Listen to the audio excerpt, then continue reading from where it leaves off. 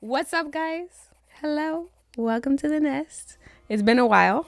It's been a good minute, but we're back. We're here, and we're doing our thing.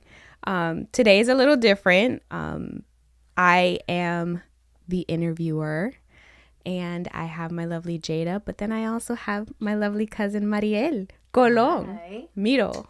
Hello. Yes. Can't forget that Yeah. I'm thinking of your name while I'm saying I'm like visualizing it. Good. But we also have our lovely cousin here, Mariel. First and foremost, show me your pajamas. What is it that you are wearing?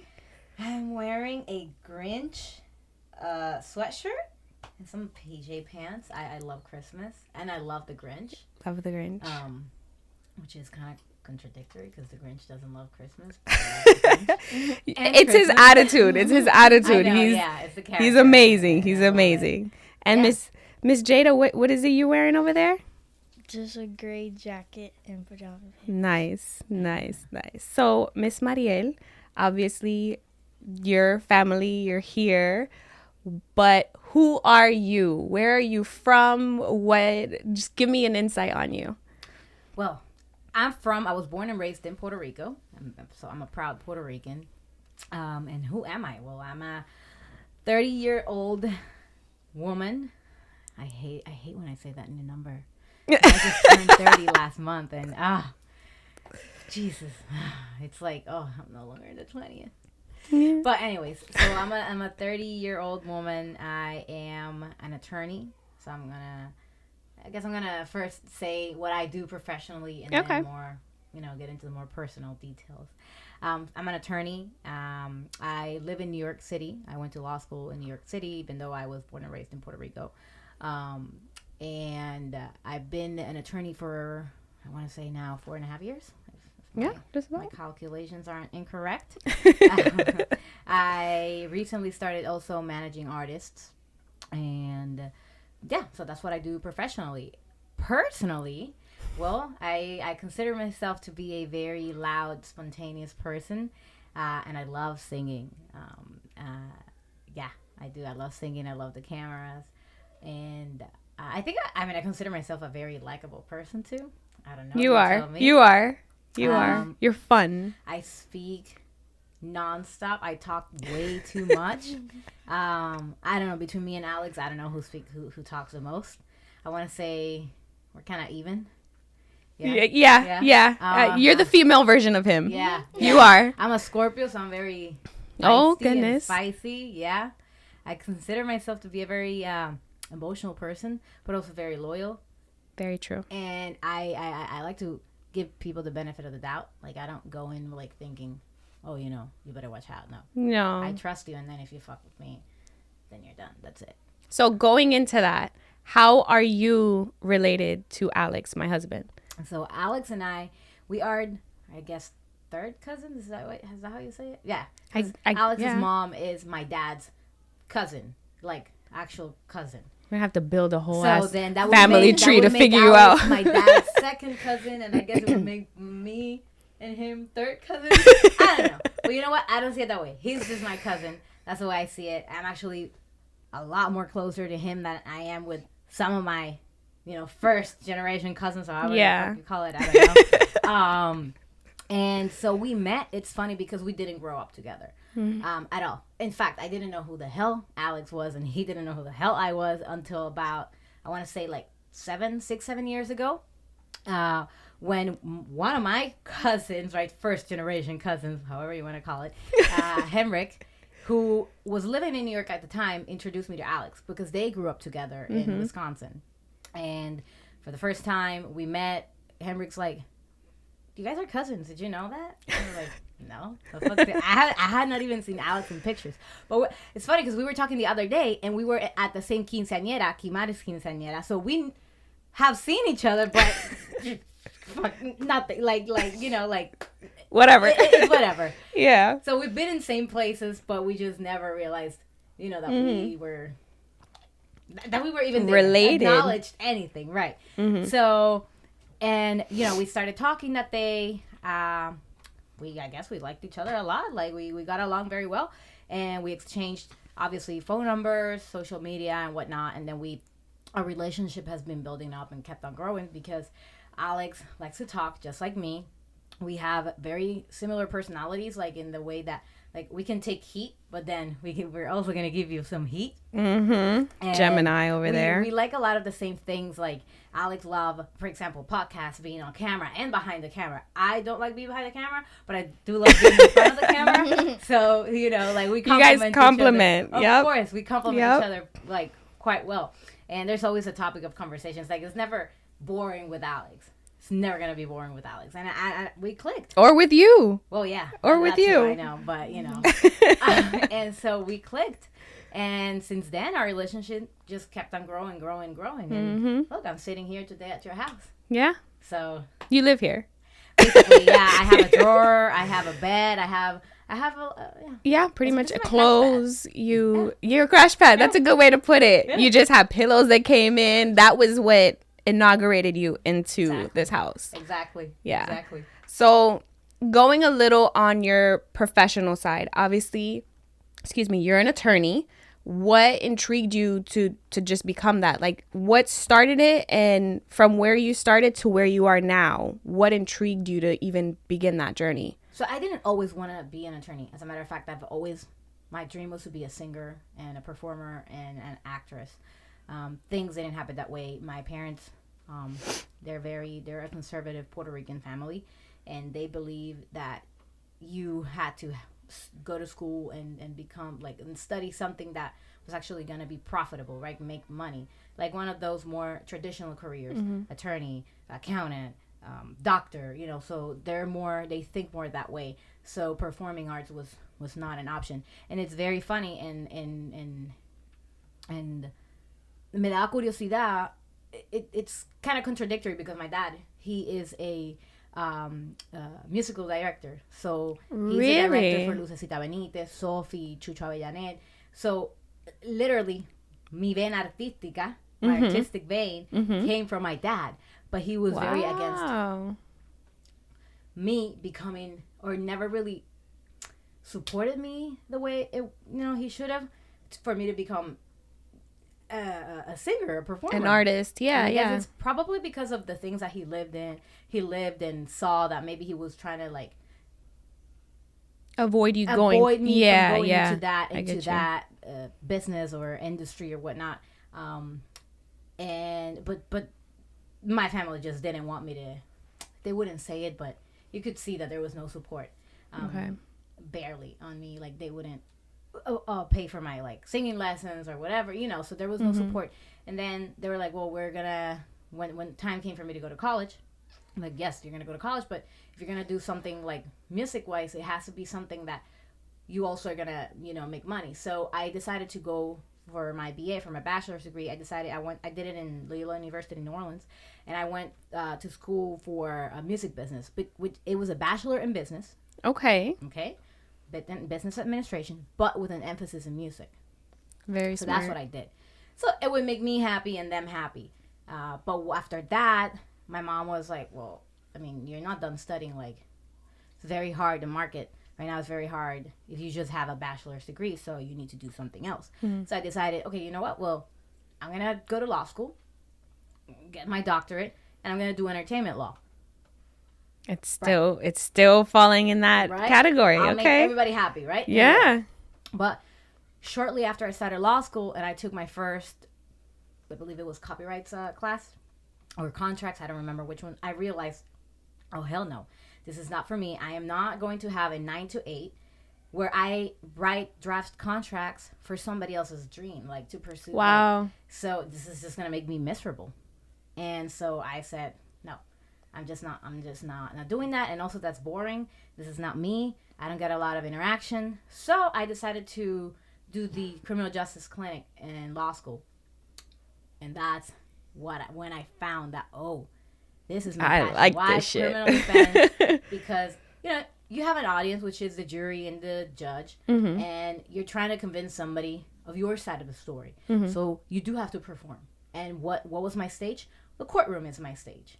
Nice. So that's the way I would envision it. And I just, I fell in love with it. I fell in love with it. And there's something that drives me to be able to represent the underdog, the person that nobody else, roots for. I'm the one that's rooting for, and I'm the one that's defending them. There's something that drives me about that. And is it like an adrenaline though? I think so. Yeah, I think that's what it is. I think it's like llevarle la contraria a todo el mundo. You're good at that. You're good at that. So that's okay. It, Okay. So yeah, you just loved it, and I loved it, and I did the clinic. Then I did every summer. I did internships in different public defender offices, many different all over New York. I gained quite a lot of experience doing that on the state level, nice. New York State, because I went to law school I went to law school. My first year of law school, I went back to Puerto Rico. I did it in UPR, Puerto Rico. Okay. Escuela de Derecho de Puerto Rico. But then I transferred and finished law school in New York at Hofstra University in School of Law. And then I obviously stayed in New York. And so, yeah, then obviously everybody, I guess, knows this. But for the people that don't know, fast forward 3.5 years later, I graduate. And then my first case was... Which you hit off with a bang. Yeah. That was like... bang. Yeah. And obviously everyone knows you as the lawyer of El Chapo. Yeah. I'm a very religious person, and obviously I'm not gonna get into religion here, but I'm a very religious person. I think that God has a plan for everybody, and that was his purpose. Because now everything is falling into place, and how my career has developed and what I'm doing now. But I think that representing El Chapo was the door that he had for me to now do what I'm doing now. Because I'm not a singer, but I became recognized, I became famous. I started literally doing cases where I was in front of a camera every day, which is what I liked. You love that. You love that. So it didn't quite turn out the way I hoped it would, since I was a kid. I wanted to be a singer, but I'm still in the public eye, and I'm still bringing a message. And I think that and there's still time. Yeah, there's still time. We don't know what's gonna happen tomorrow. Yes, so we don't exactly. Dang, no, that's really cool. Okay, so we had slightly this conversation yesterday, and in your eyes, have you made it? And if you haven't, what would it be that makes you feel like you've made it? That's a very complex question, because making it means different things to different people, right? Mm-hmm. Some people are gonna think I made it because I landed the big case of that any attorney would dream, right? Mm-hmm. That they worked for 30 years to land that case, so she made it. But I don't see it that way, because I believe as people, as human beings, we're constantly evolving, and we're constantly. What some people say, "Oh, I have a dream." Yeah, I may have had a dream to become, and still do, to become a singer. But I don't sit down, and when I'm reflecting, I'm not thinking, "Oh, I have this dream." I call them goals. Okay. And I have hundreds of goals a week.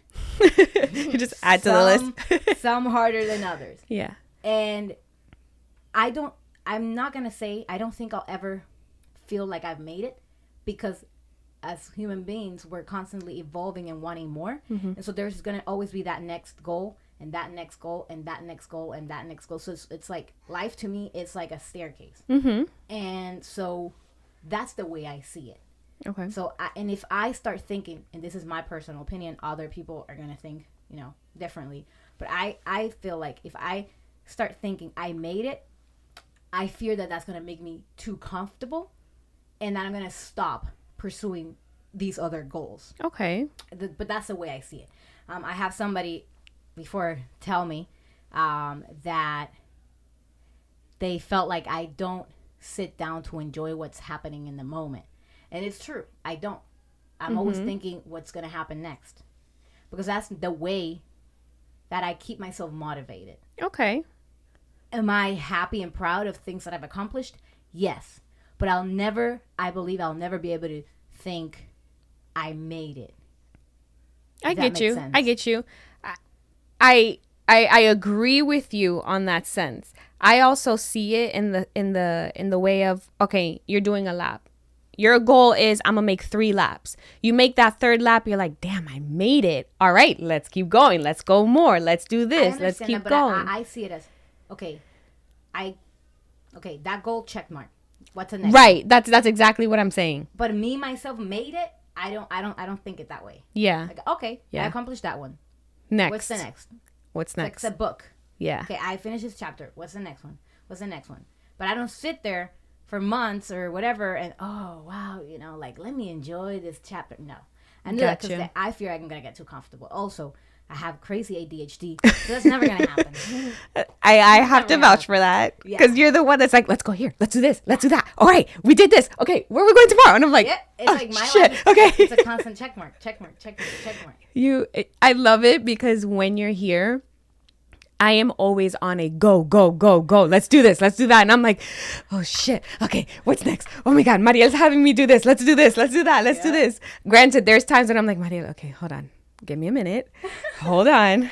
Let me catch up. You have a family. You have a baby. I know. No, but we're always killing it. I love it.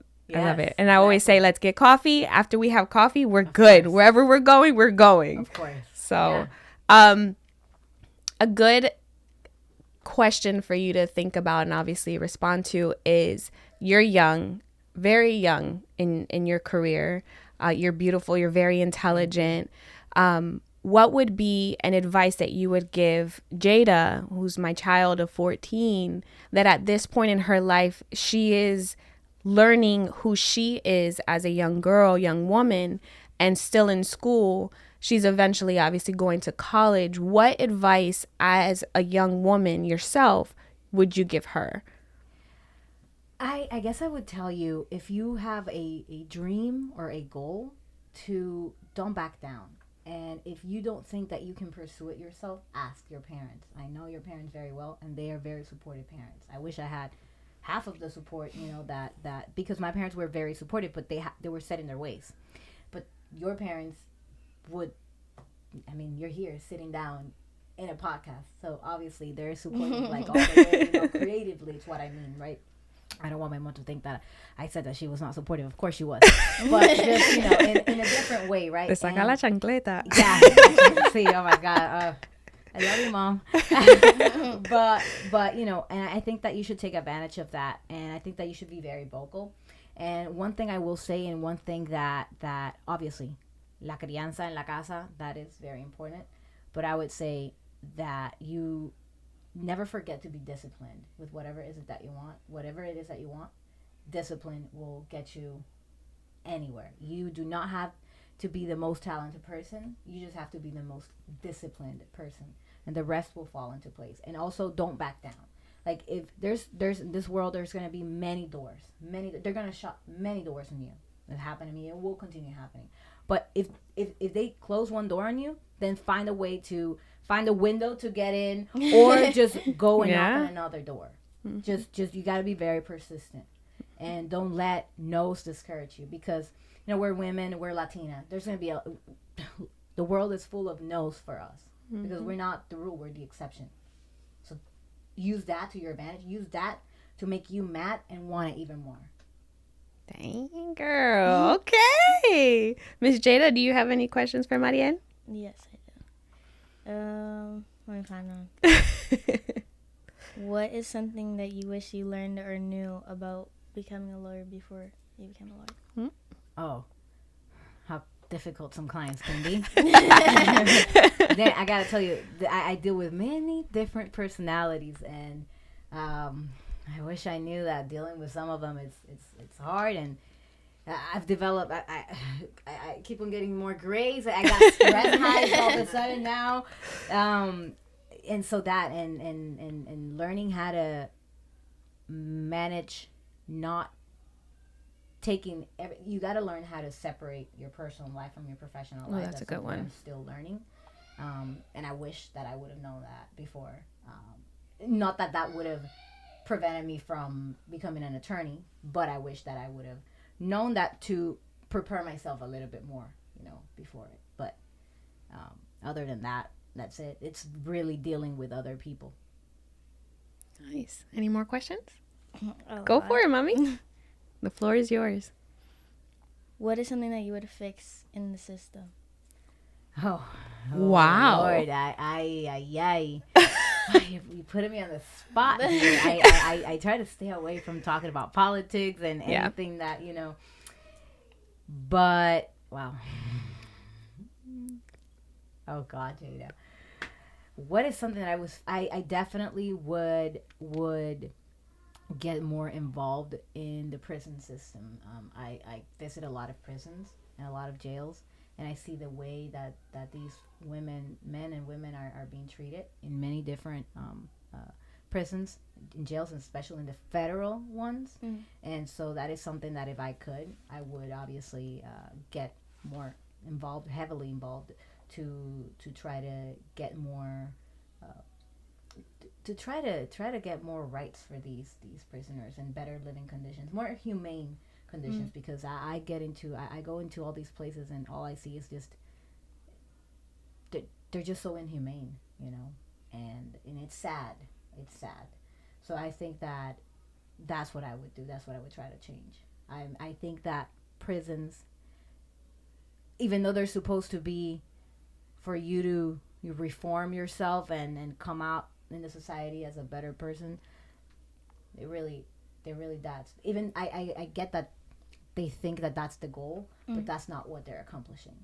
And so if I had the opportunity to have some sort of political Say. or I that's what I would do. That was a beautiful question and a very beautiful answer, Thank which you. we'll talk a little more off camera because I have other things I want to talk about with that one, but go for it, Jay. What was your initial thoughts or impressions of the system? I do not want to talk ill about the system. The system is not perfect because it's run by human beings, and we're not perfect. And some of them have good intentions, but they don't have the support. And there's some other people that just don't have the good intentions, and they use it to their personal benefits, right? So obviously I would change, a lot of things, but I myself wouldn't even know how to begin to do that because it's very complex, and I don't consider myself an expert on the subject. But everything starts with people, and obviously there's some bad apples that I would just get rid of. That's all I'm gonna say about it. That's good. That's good. What is 4 things that you've learned throughout life? 4 things. 4 things. Again, discipline will get you anywhere. But also, you need to have empathy, and you can never lose your empathy, because the second that you do that, you're done. That's it. Because I feel like that's what has gotten me this far, is my empathy and the way that I'm able to understand people. That doesn't mean I'm not going to make mistakes. That doesn't mean that sometimes I'm not going to be insensitive. But you need to always be aware of that. You also need to be appreciative. I am very appreciative y, ¿cómo te digo? Agradecida de la gente que me ayuda, people that help me. You can never forget that. You can never forget who helped you to get there. Because then you become entitled. Y ¿sabes qué? La vida es un carrusel. And today you're going to be here, but tomorrow you don't know if you're going to be here. That's why you got to cultivate and nurture those connections and those people that helped you. Make sure that, and it doesn't have to be like every day sending them something, but maybe once a month, hey, hope you're doing okay, just nurture those relationships and y consérvalas. And another thing, that's 3. And I'd say obviously, I'm actually going to tell you 5. You got to be very agradecido con Dios. And you got to remember that. And you got to let him know that. Dobla rodilla, get on your knees once a day. And you don't even have to, just have a conversation with him while I'm in the shower. Sometimes while I'm in the shower, I just talk to him. And I even fight with him. Like, I know you have a plan, but I just don't get it. So you just, I get desperate. And number 5 would be patience. And that one I'm still learning, because I am not a patient person at all. I want things done so true now. And that one is the one that I struggle with the most. But You do good for the most part. For the most part, yeah. I need to have people sometimes, like my mom, like Alex, like remind me. Ya, puñeta. Con calma. Oh, okay, So I think that that would be I love that. the one. And always, I have a very good relationship with my mom because my mom remains humble sometimes, and especially in the position that I'm in. A veces los sumo, se me pueden subir un poco. And I go to my mom, like, and then she, like, brings me back. And I think that's very important to have as well. To recognize when you think that te estás yendo del, tú sabes, de tu path, and find someone who's always going to be mom or dad, and in your case as well, that are going to remind you, no, but this is your north. So I would say those 6 things. I love that. That was really nice. So a question, because we're just talking about life and just kind of going into that. What is one wish that you have not done and you want to do? One wish. Huh. I have plenty of wishes. One. Just one. Well, obviously, but this is more like a dream, becoming obviously a professional, a famous singer, or being famous for singing. That would be one, but a more obtainable one, or I don't even know if that's a word, right? Yeah, you're right. It's a word. Would be skydiving. I want to do that. As a matter of fact, I'm going to do it next year already. Okay, so... Yeah, Alex is going to do it with me. If you guys haven't noticed, Alex is behind the cameras. Obviously, we didn't have an extra mic, but obviously you can't skydive right now, but since you do wish to sing, sing us something. Of course. What's an art? I don't know if I want to sing in English or in Spanish right now. It doesn't matter. Give me some Mark Anthony. Some Mark Anthony. Yeah. I'm gonna sing Mark Anthony with La India. Oh, yes. Pero solamente el corito, ¿ok? Dale. Y vivir lo nuestro, y amarnos hasta quedar sin aliento. Soñar despiertos. I love it. Thank You literally go around the whole house singing, and I'm like, I know. Mariel's home. That's true, but you sing as well. Not as much. Not as much. I sing in the shower. Okay. Well, yes, but you do sing. You have a beautiful voice. Thank you. And Jada does too. Yeah, Jada sings. Okay, so I'll have our last question be what we always ask any guest that comes. What is one thing you would like to get off your chest? What is one thing I would like to get off my chest? Anything. I guess I already did tell you the singing part. I want to be a singer. You really want to be a singer? We're going to make that happen. We're going to figure it out. You'll make it happen. Hopefully. I mean, I guess I'm already a singer, but right, because I sing. Professionally, in front of the camera, right, in front of a crowd. I would like to have my own single, like one song that's mine, that's like my original, not just covers. And it's going to happen. 100%, 1000%. I suck at writing. I'm not creative in that way. I mean, you don't have to be a writer to be a singer. Exactly. I just need to find somebody that writes it for me and that I like it. There you go. Yeah.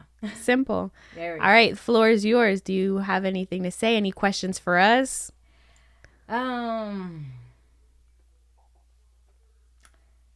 What is the message that you want to bring to your audience in this podcast?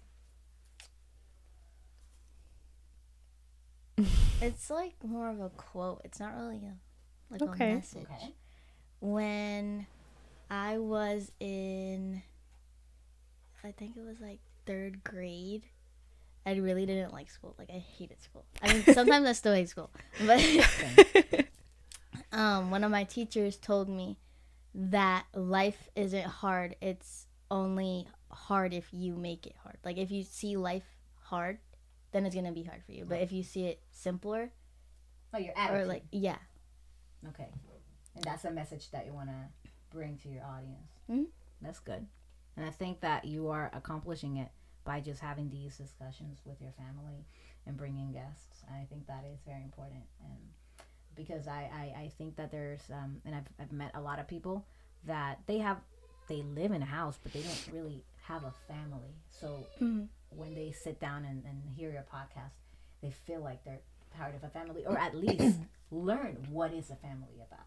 So I think that's very important. I think that what you guys are doing here, it's great. Thank you. Yeah. Thank you. Yeah. Aww. You guys can have me anytime. I got my crash pad here. She has her room. She has it all. She's set. Everything. I love it. I love it. Well, thank you for coming on. This was very Thank fun. you for having me. It's honestly just us. This is our normal conversations, just with cameras and a mic. So Right. and very, very bright lights, which you And love. extremely faces and Yes. like no makeup at all. And pajamas, This is right? us. Okay. This is how you're gonna have it. So. I love it. Well, thank you for coming on. Yes, We thank you for truly having me. appreciate it. And for the next time, please like, subscribe, leave a comment. Let us know what you think about this episode. We're going to have so many more to come. And peace. Have fun. That was good.